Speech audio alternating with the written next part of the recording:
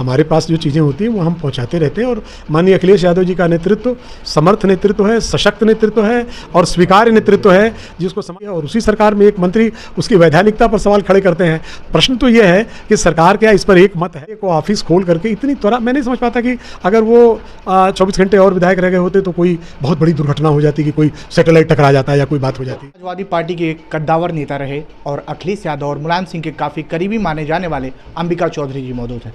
उत्तर प्रदेश सरकार में रहे कैबिनेट मंत्री आज गोरखपुर दौरे पर हैं और गोरखपुर में एक बड़ी जिम्मेदारी इन्हें मिली हुई है, संगठन को मजबूत करने और संगठन को मूल मंत्र देने के गोरखपुर आए हुए हैं। सर, आपका बहुत बहुत स्वागत है। जी धन्यवाद। गोरखपुर के दौरे पर हैं सर, और संगठन पे किस तरीके की आप कमियां और चुनौतियां देखते हैं? देखिए, ये संगठन एक निरंतर प्रक्रिया है और संगठन एक बड़ा व्यापक शब्द है। अपने साथियों का जो एक जुड़ाव है वो हमेशा कुछ न कुछ सुधार मांगता है।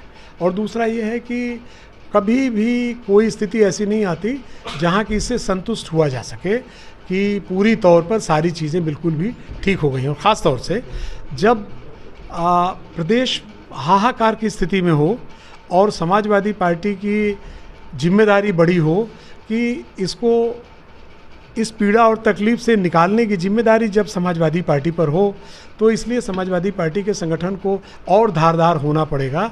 और उसमें अगर कहीं कोई कठिनाई है उनके सामने तो उनकी कठिनाइयों को भी समझना पड़ेगा। और निरंतर पार्टी के जो नेता हैं कार्यकर्ताओं के बीच जब जाते हैं तो उनके बीच एक उत्साह का वातावरण भी बनता है और वो अपनी बात भी कहते हैं। उनकी कोई वाजिब तकलीफ़ें हैं तो उसका नेतृत्व निराकरण भी करता है।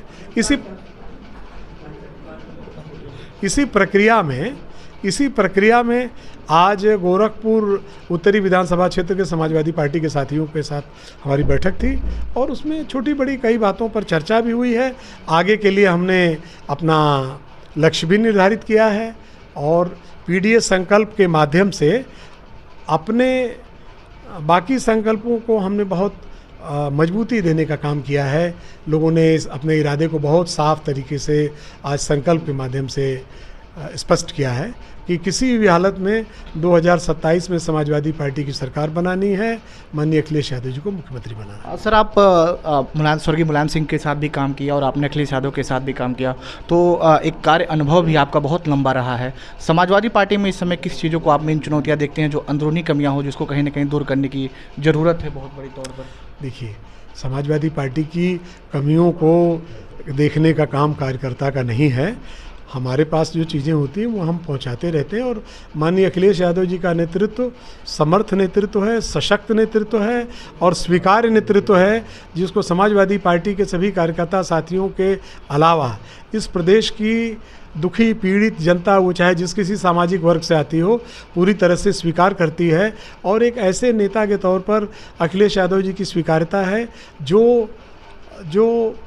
स्वयं एक बहुत योग्य इंजीनियर मात्र न हो करके पूरी जो हमारी मॉडर्न टेक्नोलॉजी है और सारी दुनिया में जो चीज़ें घटित हो रही हैं उनकी सारी टेक्नोलॉजी को ले आकर के और उस प्रदेश के विकास में कैसे उनका इम्प्लीमेंटेशन हो सकता है या उनका सोचने देखने का फलक कितना बड़ा है, इस तौर पर अखिलेश यादव जी के मुकाबले का कोई दूसरा नेता नहीं है।